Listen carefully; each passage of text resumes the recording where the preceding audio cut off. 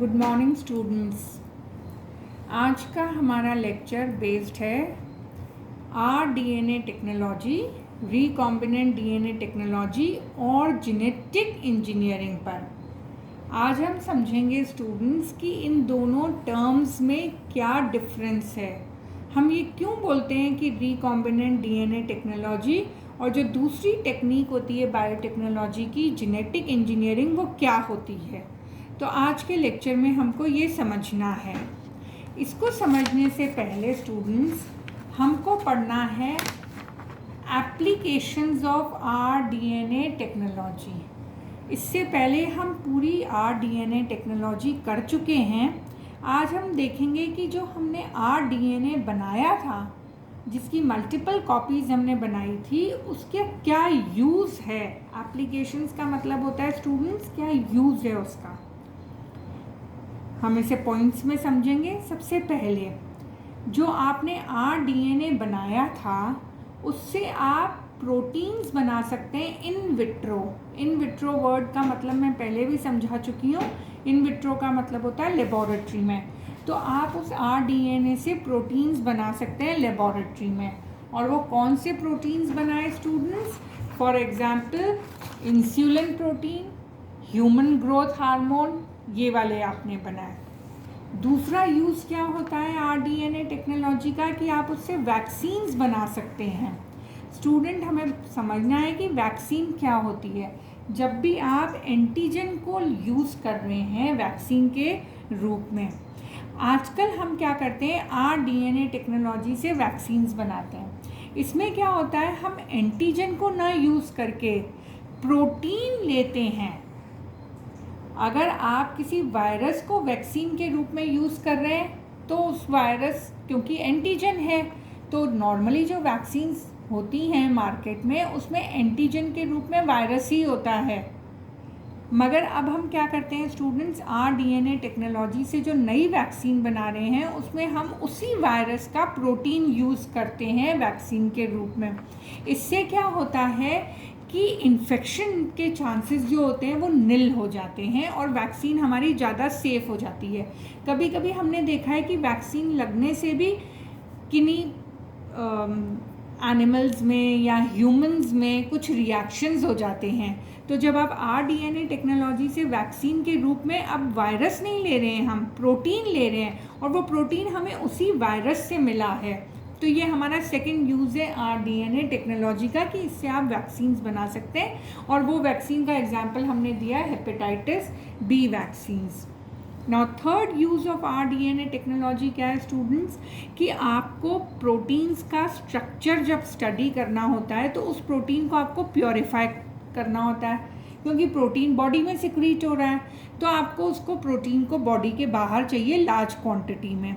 इसके लिए हम आरडीएनए को यूज़ करते हैं। तो आरडीएनए से हम क्या कर रहे हैं स्टूडेंट्स, नॉर्मली प्रोटीन बना रहे हैं।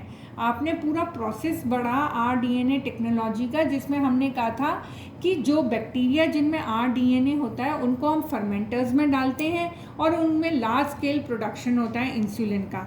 तो बेसिकली स्टूडेंट्स हम उस आरडीएनए से प्रोटीन बना रहे हैं। तो ज़्यादा यूज़ जो है आरडीएनए टेक्नोलॉजी का वो कहाँ पे आ रहा है, प्रोटीन्स बनाने के लिए।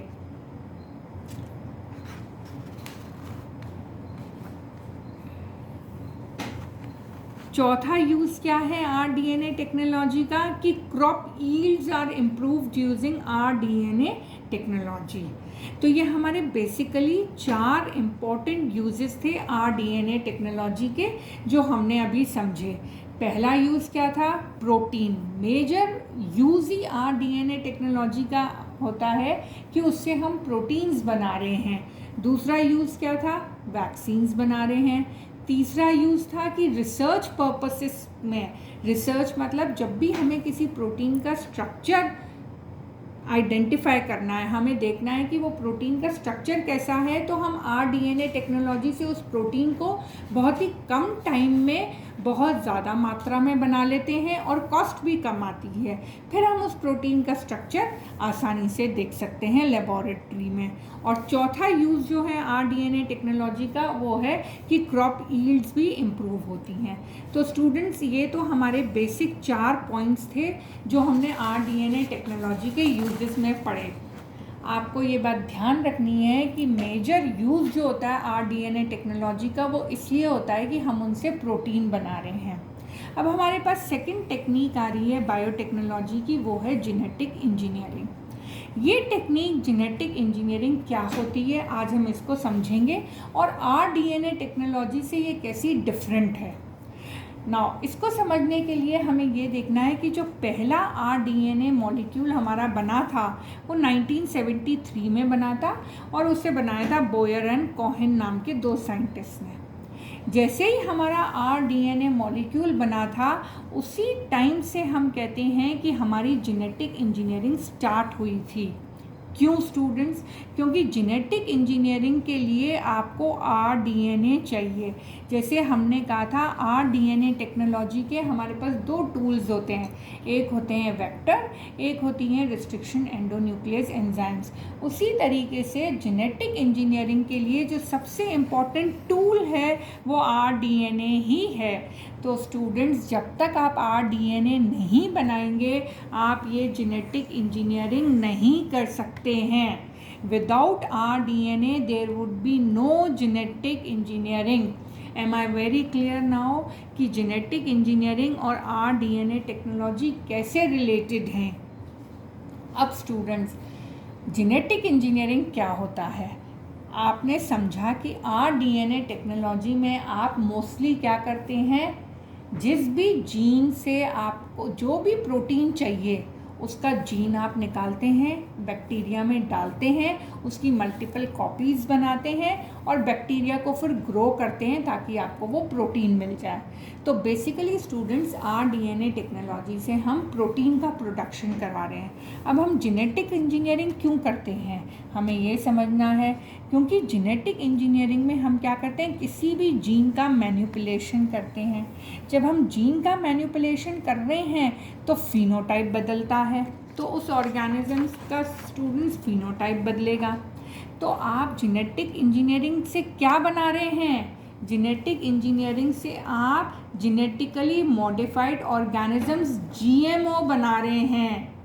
तो अब ये पहला डिफरेंस आया आपका आरडीएनए टेक्नोलॉजी और जेनेटिक इंजीनियरिंग में।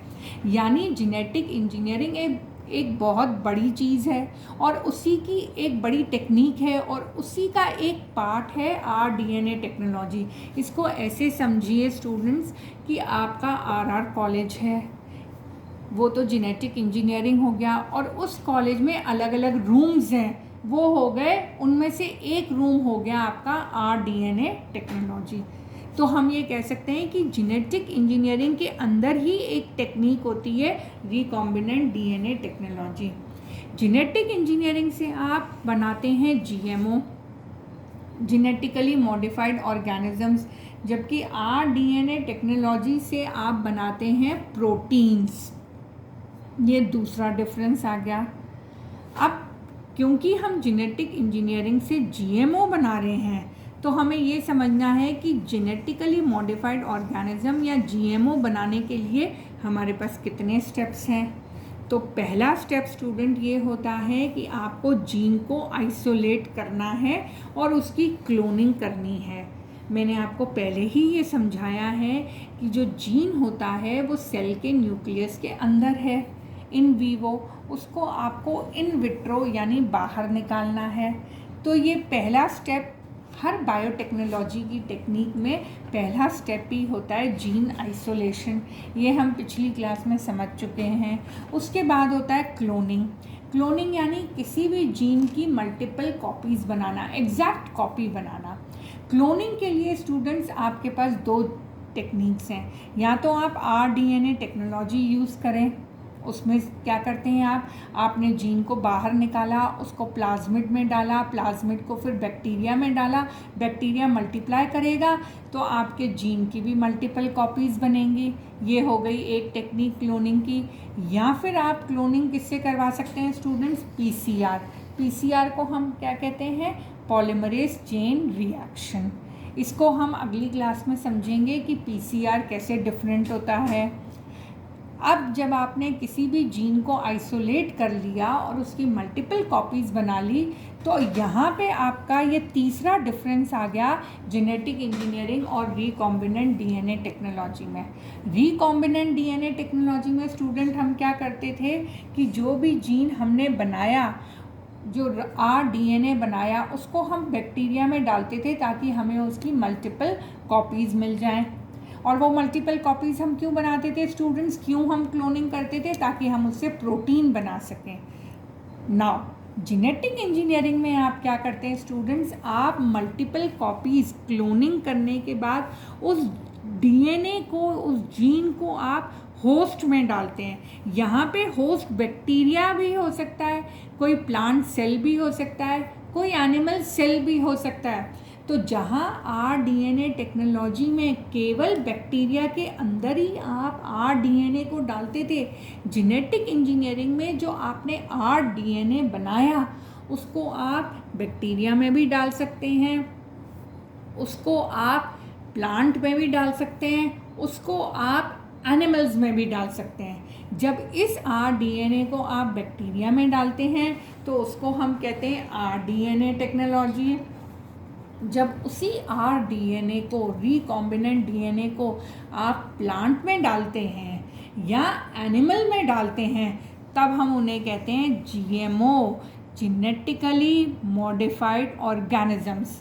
रिमेंबर स्टूडेंट, मैं बार बार आपको समझा रही हूँ कि जेनेटिक इंजीनियरिंग एक बड़ी टेक्निक है और उस बड़ी टेक्निक का एक छोटा सा पार्ट है recombinant DNA technology. Genetic engineering technique के अंदर रिकॉम्बिनेंट डीएनए टेक्नोलॉजी भी आती है। और जेनेटिक इंजीनियरिंग का सबसे इम्पॉर्टेंट टूल जो होता है वो आपका rDNA ही होता है।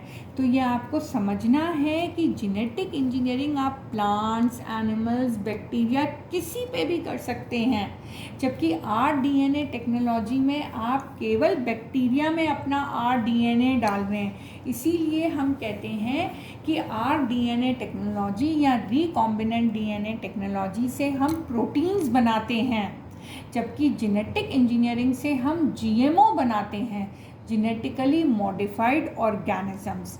अब ये जेनेटिकली मॉडिफाइड ऑर्गेनिज्म बनाने के लिए जो आपका rDNA है वो या तो प्लांट सेल को लेना है या एनिमल सेल को लेना है। अब स्टूडेंट्स, यहाँ पे जो हमें बात समझनी है वो ये समझनी है कि अगर हम प्लांट कहते हैं या एनिमल कहते हैं तो ये मल्टी सेल्यूलर होते हैं, इनमें बहुत ज़्यादा सेल्स होते हैं, जबकि बैक्टीरिया सिंगल सेल्ड होता है।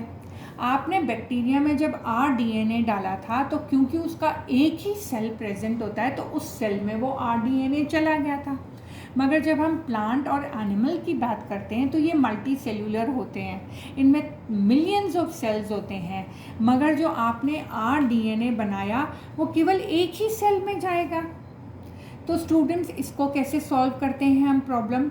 तो जेनेटिक इंजीनियरिंग के लिए जो आपने rDNA बनाया वो क्योंकि केवल एक ही सेल में जा रहा है, I am emphasising again student, क्योंकि वो केवल एक ही सेल में आपका वो rDNA जा रहा है, सारे सेल्स में नहीं जा रहा है।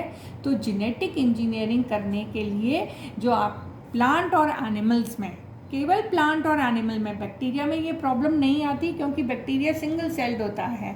अगर जेनेटिक इंजीनियरिंग आप किसी प्लांट पे कर रहे हैं या एनिमल पे कर रहे हैं तो स्टूडेंट हम क्या करते हैं?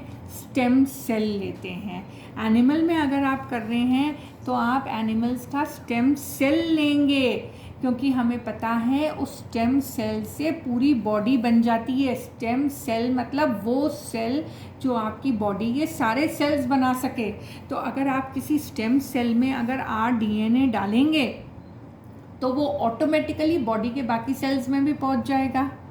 और अगर आप किसी प्लांट का कैलस लेंगे, कैलस कल्चर करवाएंगे तो, या माइक्रो प्रोपगेशन करवाएंगे, प्लांट टिश्यू कल्चर करवाएंगे, तो प्लांट के एक सेल में जिसमें rDNA था, उसके बाद आप माइक्रो प्रोपगेशन करवाएंगे, प्लांट टिश्यू कल्चर करवाएंगे, तो वो पूरे प्लांट सेल्स में वो rDNA चला जाएगा। तो जेनेटिक इंजीनियरिंग में स्टूडेंट्स हमको ये बेसिक डिफरेंसेस हैं जो समझने हैं। नेक्स्ट क्लास में हम इसको और डिटेल में पढ़ेंगे। आज हमने ये समझा है कि रिकॉम्बिनेंट डीएनए टेक्नोलॉजी और जेनेटिक इंजीनियरिंग क्या होती हैं। आपको ये याद रखना है कि रिकॉम्बिनेंट डीएनए टेक्नोलॉजी में हम बैक्टीरिया में rDNA डाल के उससे प्रोटीन्स बनवाते हैं जैसे इंसुलिन, और जेनेटिक इंजीनियरिंग में हम हमारा rDNA बैक्टीरिया में भी डाल सकते हैं, प्लांट में भी या एनिमल में भी डाल सकते हैं।